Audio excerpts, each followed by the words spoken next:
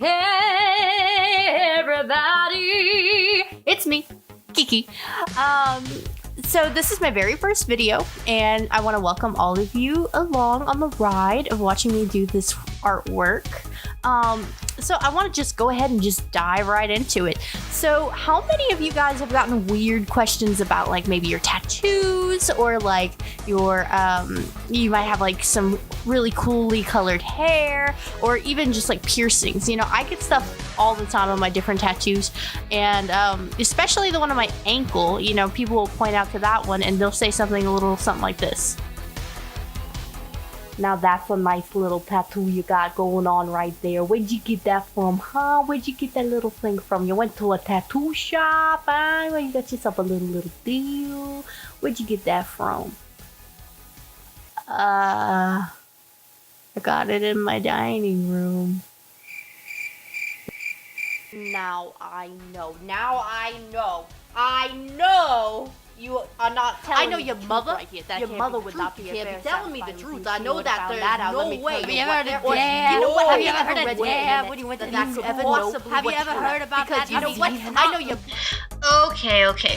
I know it's super bad to get a tattoo from a tattoo artist that isn't from a shop, or like even a licensed tattoo artist. But in my defense, yeah, and I understand there's not really much defending that. Well, I really had this friend who was really interested in tattooing and had recently purchased a tattoo gun. This person was a very talented artist, and I had watched them open up new needles, sterilize everything, and take their time to draw out my tattoo.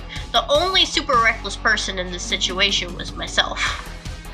You see, I have a long history with reckless decision making, total and irrevocable irresponsibility, impulsive tendencies, and crippling apathy. These things have followed me since I was a wee little baby Kiki, and they have not gone away in the least bit, not at all. It's real bad.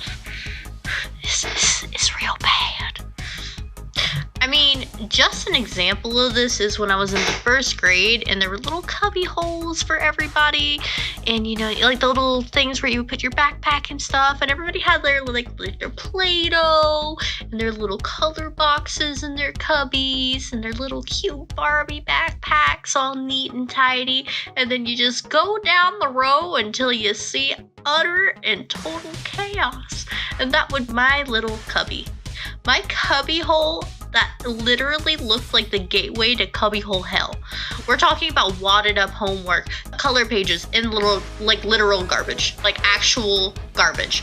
I'm fairly sure that if there was any less space in that cubbyhole, a black hole would appear and tear apart the absolute form and entirety of the universe. And you know what I did with my backpack? Yeah, I just threw that bad boy right on top of that thing. Right on top. You know what? There was no room. I made it happen anyway. And while my tidiness has gotten a little better with age, I mean, like, sorta, my ability to care about what I deemed little stuff has not changed in one bit. And I know what you're thinking, like, you know, don't you think that like organization of your life is not little stuff? Or, you know, getting a permanent image etched on your body forever is not a little thing? You're probably right.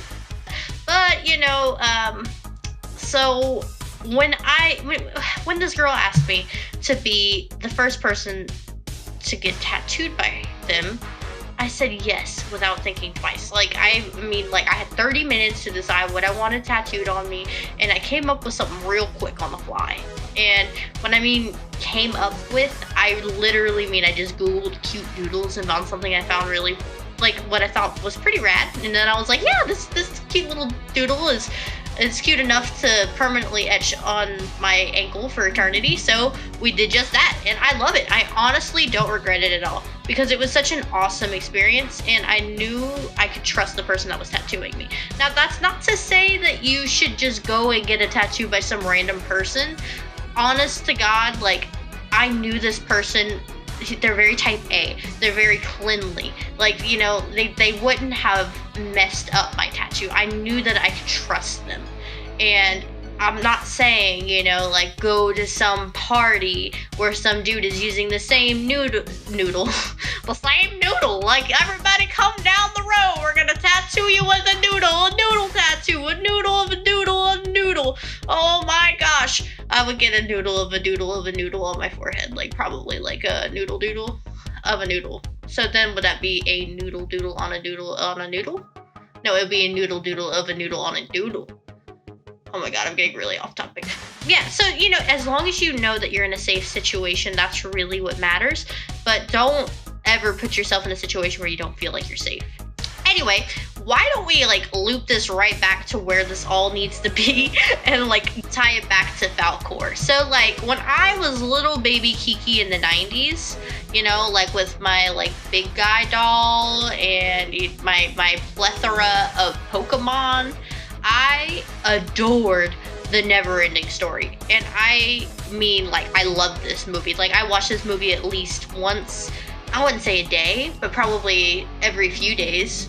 Like, I loved The Never-Ending Story, and I love the sequels, even though now I look at the sequels and I'm like, ooh, yeah, oof, they're a little rough. They're a little rough. Like, if you have never seen The Never-Ending Story, just watch the first one. It's magical, it's wonderful, everything that you could ever dream of. The second and third and all that, just don't do it. It's bad. It's real bad. And, you know, that's what kind of led me down the path of getting a Falcor tattoo.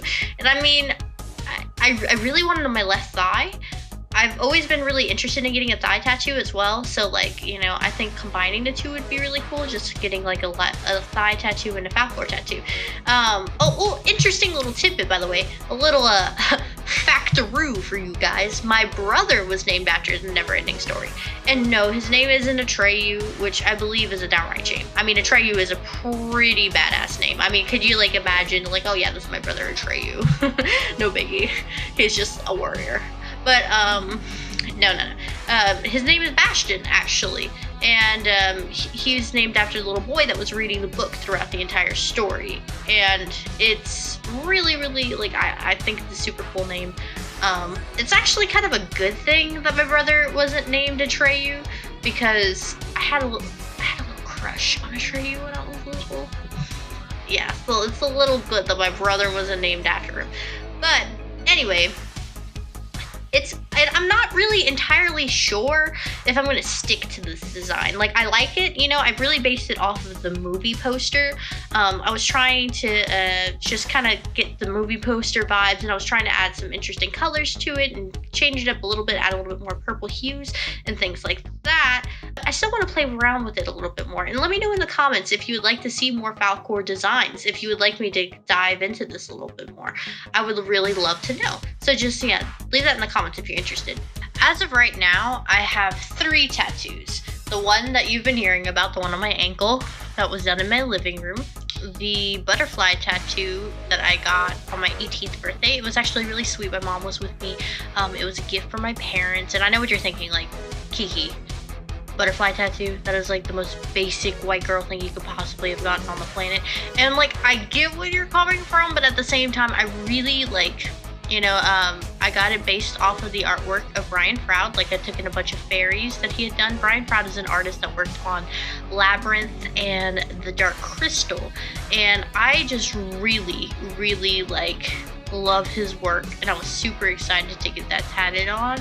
And, that's what I did, and I mean, I really love that tattoo. My artist who did it was really great, and I actually got that one at a tattoo shop, so no stressing. The only one I didn't get at a tattoo shop was on my ankle. Yeah, and then I had my second tattoo, which was my Lion King tattoo that's on my wrist that you can probably see in this video.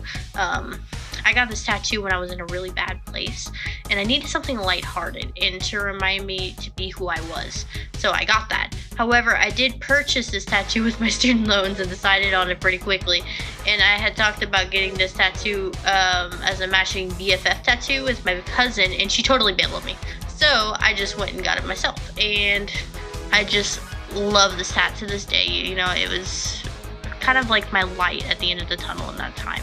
So overall, I really don't regret any of these tattoos. I love them all, and I can't wait to add Falcor to my collection. I find my tattoo on my ankle is special just because it was such a fun experience. And I can sound really metal by saying that I got a tattoo on my ankle by a tattoo artist in my dining room with Led Zeppelin blaring, and then she took a swig of vodka just so we can say that you know, my tattoo artist was drinking vodka at the time as well. But, you know, it was a really cool experience, and I don't regret it because it's a memory. And it's also her, like, it's really cool because it's the first piece of art she put on a human, which is so cool. Like, I cannot complain about that. That is so neat. Thank you guys so much for watching my very first video. I am super excited to finally be uploading on YouTube, and, you know, it's something that I've really been wanting to do for a long time, so I'm so happy that it's actually happening. If you really like this video, go ahead and smash that subscribe button and ring the notification bell so that you can know when I'm going to post next. Thank you again so much for watching. My name is Kiki, and you guys keep it real until next time.